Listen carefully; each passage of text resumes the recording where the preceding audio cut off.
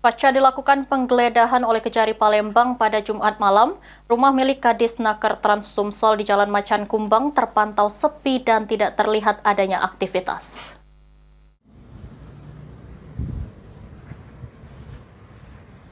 Setelah terjerat operasi tangkap tangan oleh Kejari Palembang, rumah pribadi milik Kadisnaker Trans Sumsel Deliar Marzuki yang berada di Jalan Macan Kumbang 20 RT 49 RW 11 Kecamatan Ilir Barat 1, Kelurahan Demang Lebar Daun Palembang terpantau sepi tanpa adanya aktivitas. Terlihat di garasi rumahnya hanya terparkir satu unit mobil dengan plat nomor BE5164LO. Menurut warga setempat, selama tinggal di rumah, Deliar jarang bersosialisasi dengan masyarakat sekitar sehingga masyarakat tidak mengetahui banyak terkait sosok Deliar. Adanya kasus yang menjerat sang pemilik rumah menurut warga saat ini mereka sudah mengetahuinya. Berarti tidak ada dekat sama warga sini, Pak? Ya.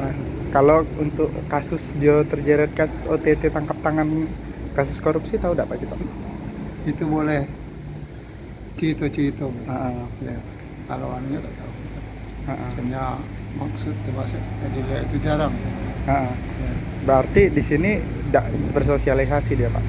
Ada juga, tapi jarang. Ya. Kalau tentu. Dia tinggal di sini sama siapa Pak? Kalau kita tahu? Tahu bininya ada. Sama bininya. Ya. Tapi kalau soal masalah ini kami tidak tahu. Ya, masalah dia ini tidak tahu.